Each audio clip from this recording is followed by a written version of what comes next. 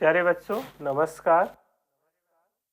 संस्कृत की कक्षा में आप सभी का स्वागत है। आशा है आप सब अच्छे होंगे। प्यारे बच्चों, आज हम लोग कक्षा 4 की पाठ्यपुस्तक संस्कृत सुधा के द्वितीय पाठ वाक्य प्रयोग प्रथम पर चर्चा करेंगे।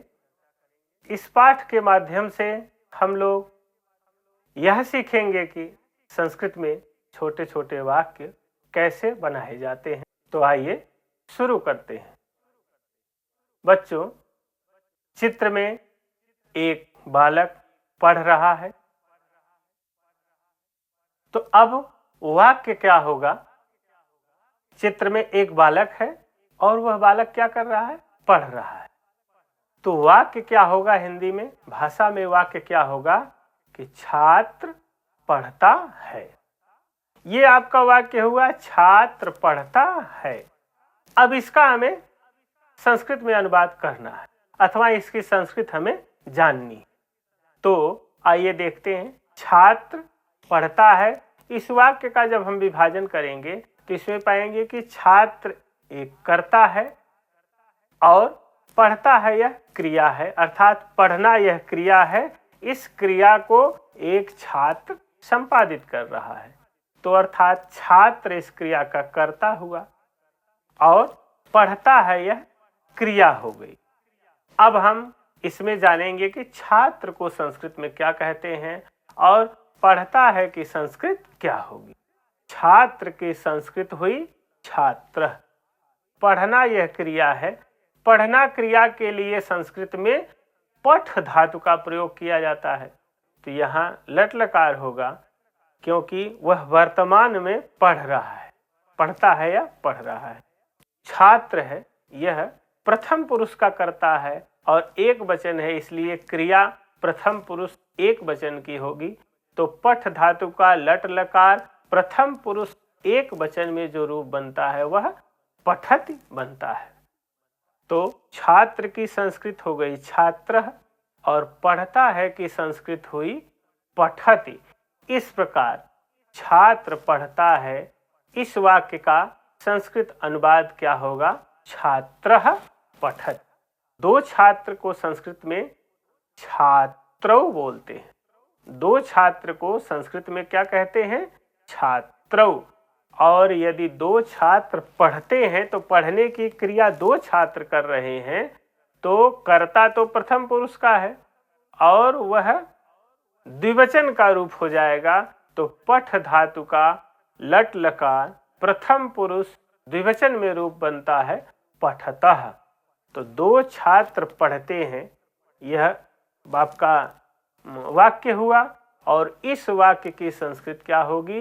तो दो छात्र की संस्कृत होती है छात्रौ और पढ़ते हैं की संस्कृत क्या होगी? पठतः। इस प्रकार पूरा अनुवाद क्या होगा? दो छात्र पढ़ते हैं, इस वाक्य का संस्कृत अनुवाद होगा छात्रौ पठतः। अब आप इस चित्र में देख रहे हैं, तीन छात्र पढ़ रहे हैं। अब कर्ता कितने हैं? तीन। कर्ता अर्थात जो क्रिया को संपन्न करता है, जैसे यहाँ पढ़ने की क्रिया है, उस क्रिया को करने वाले छात्र हैं। तो क्रिया को जो संपादित करता है, क्रिया को जो संपन्न करता है, उसे हम कर्ता कहते हैं। तो अर्थात यहाँ पढ़ने की क्रिया है, उसको तीन छात्र संपन्न कर रहे हैं। तो ये तीनों छात्र क्या हो गए? कर्ता। कर्ता कितने हुए? तीन। यदि कर्ता तीन है तो उसका रूप क्या होगा? अर्थात कर्ता में प्रथमा विभक्ति होती है और प्रथमा विभक्ति के बहुवचन का रूप होगा। तो छात्र शब्द के प्रथमा विभक्ति बहुवचन का रूप होता है छात्रा। तो छात्र पढ़ते हैं, इस वाक्य में जो छात्र है उसकी संस्कृत क्या हो गई? छात्रा। पढ़ने की क्रिया है। अब पढ़ने की क्रिया के लिए धातु क्या है? पठ धातु। अब उस पठ धातु का क्या रूप बनेगा? कर्ता तीन हो गए, वह कर्ता प्रथम पुरुष के हैं अब पुनः वही लट लकार प्रथम पुरुष बहुवचन में जो पठ धातु का रूप होता है वही यहाँ हो जाएगा। तो जैसे पठ धातु का रूप पठति, पठतः, पठन्ति। तो अब इस वाक्य में जो छात्र पढ़ रहे हैं, तो छात्र की संस्कृत क्या हुई थी? छात्राः। पढ़ रहे हैं कि संस्कृत क्या हो जाएगी? पठन्ति। इस प्रकार छात्र पढ़ रहे हैं, इस वाक्य का संस्कृत अनुवाद क्या होगा? छात्राः पठन्ति। इस चित्र में बालिका हंस रही। इस चित्र में आप देख रहे हैं कि बालिका हंस रही है। एक बालिका हंस रही है। एक बालिका को संस्कृत में बालिका ही कहते हैं। एक बालिका की संस्कृत होती है बालिका। हंसती है, हंसती है ये क्रिया है, उसके लिए संस्कृत में धातु है हस धातु है। और हस धातु का वर्तमान काल लट लकार के प्रथम पुरुष एक वचन में जो रूप बनता है वह क्या है? हसति। तो इस तरह से बालिका हंस रही है, बालिका हंसती है, इस वाक्य का संस्कृत अनुवाद क्या होगा? तो बालिका की संस्कृत होगी बालिका और हंसती है की संस्कृत क्या होगी? हसति। इस प्रकार अनुवाद क्या होगा? बालिका हसति। इस चित्र में दो बालिकाएं हंस रही हैं, तो दो बालिका की संस्कृत हमें जानना होगा और हंस रही है कि संस्कृत हम जान जाएंगे तो इसका अनुवाद कर लेंगे। तो दो बालिका की संस्कृत क्या होगी? बालिके, बालिका, बालिके। दो बालिकाएं यहाँ करता है, इसलिए प्रथमा विभक्ति द्विवचन का रूप बालिका शब्द का जो होगा वही दो बालिकाओं का संस्कृत अनुवाद होगा। तो दो बालिकाओं के लिए संस्कृत होगा बालिके और हंसती हैं। तो पहले चित्र में आपने जो देखा था एक बालिका हंस रही थी, तो उसकी संस्कृत क्या हुई थी? हसति। अब यहाँ दो बालिकाएं हंस रही हैं, तो उसी हस धातु का प्रथम पुरुष लट लकार प्रथम पुरुष द्विवचन में रूप क्या बनता है? हंसतः। तो हंस रही है कि संस्कृत क्या हो जाएगी? हंसतः। इस प्रकार दो बालिकाएं हंस रही हैं, इस वाक्य का संस्कृत अनुवाद क्या होगा? बालिके हंसतः। अब आप इस चित्र में देख रहे हैं कि तीन बालिकाएं हंस रही हैं। तो ठीक उसी तरह से बालिका शब्द के प्रथमा विभक्ति बहुवचन का रूप, तो बहुवचन का रूप होता है बालिका एक वचन, द्विवचन में बालिके और बहुवचन में बालिका। तो बालिकाएं, इसकी संस्कृत क्या हो गई? बालिका। और हंस रही हैं, तो पुनः वही हंस धातु के लट लकार प्रथम पुरुष बहुवचन का रूप होगा, तो वो क्या होता है? हंसति, हंसतः, हसन्ति। तो इस प्रकार हंस रही हैं कि संस्कृत क्या हो जाएगी? हसन्ति। तो पूरा वाक्य क्या होगा? बालिकाः हसन्ति। तीन बालिकाएं हंस रही हैं, इस वाक्य का संस्कृत अनुवाद क्या होगा? बालिकाः हसन्ति। इस चित्र में आप सब देख रहे हैं कि पेड़ से एक पत्ता गिर रहा है।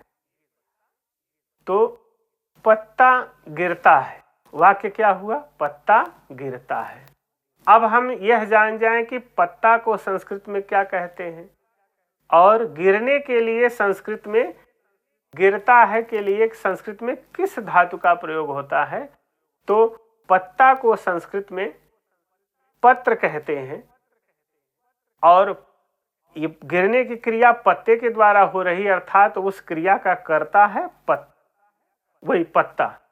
अब पत्ता के कर्ता हुआ, कर्ता में प्रथमा विभक्ति होती है और एक पत्ता गिर रहा है, इसलिए एक वचन का रूप जो होगा वही पत्ता की संस्कृत हो जाएगी। तो पत्र शब्द है, इसका प्रथमा विभक्ति एक वचन में जो रूप बनता है वह है पत्रम। इसलिए हम कहते हैं कि पत्ता की संस्कृत क्या हुई? पत्रम। अब गिरता है, तो गिरने के लिए पत धातु है, उस पत धातु के लट लकार प्रथम पुरुष एक वचन का जो रूप होगा वही गिरता है कि संस्कृत होगी। तो गिरने के लिए जो संस्कृत है वह है पत, पत अर्थात गिरना। अब पत धातु का लट लकार प्रथम पुरुष एक वचन में जो रूप बनता है वह पतति होता है। तो पत्ता गिरता है, तो हम सीधे सीधे कह देते हैं कि पत्ता की संस्कृत क्या होगी? पत्रम। और गिरता है कि संस्कृत क्या हो जाएगी? पतति। इस प्रकार पत्ता गिरता है इस वाक्य का संस्कृत अनुवाद क्या होगा?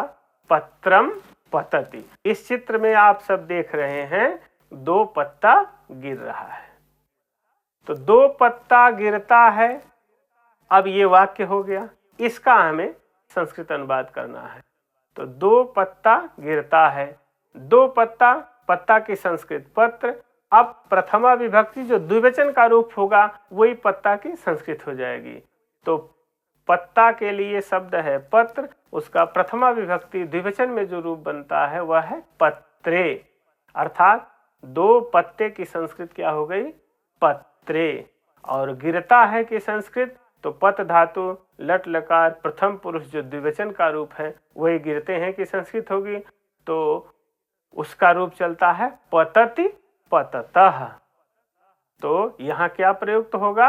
पततः। इस प्रकार 2 पत्ता गिरता है इस वाक्य का संस्कृत अनुवाद होगा पत्रे पततः।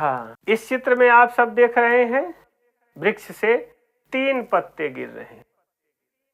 तो 3 पत्ते गिर रहे हैं, 3 पत्ते गिरते हैं, यह आपका वाक्य हुआ। तो जब 3 पत्ते होंगे तो कर्ता पत्ता है, उसका प्रथमा विभक्ति जो बहुवचन का रूप होगा वही 3 पत्ते का संस्कृत अनुवाद हो जाएगा। तो 3 पत्ते की संस्कृत क्या होगी? पत्रम पत्रे पत्राणि। 3 पत्ते की संस्कृत क्या हो गई? पत्राणि। और गिरते हैं कि संस्कृत वही पत धातु का लट लकार प्रथम पुरुष बहुवचन का जो रूप होगा पतति पततः पतन्ति। तो गिरते हैं कि संस्कृत क्या होगी? पतन्ति। इस प्रकार 3 पत्ते गिरते हैं इस वाक्य का अनुवाद क्या होगा? पत्राणि पतन्ति। आज की कक्षा में आप लोगों ने वाक्य प्रयोग करना सीखा, संस्कृत के छोटे छोटे वाक्य निर्माण करना सीखे, उनका हिंदी अनुवाद अथवा हिंदी के वाक्यों का संस्कृत अनुवाद करना सीखा। अब आप सबके लिए कुछ गृह कार्य है। आप सब के लिए कुछ वाक्य दिए गए हैं, इन वाक्यों का संस्कृत अनुवाद आप सब शिक्षक की सहायता से अपनी अभ्यास पुस्तिका में करेंगे। ये वाक्य हैं: बालक लिखता है, गीता नृत्य करती है, लड़के खेलते हैं, 2 लड़कियां पढ़ती हैं। अस्तु, धन्यवाद।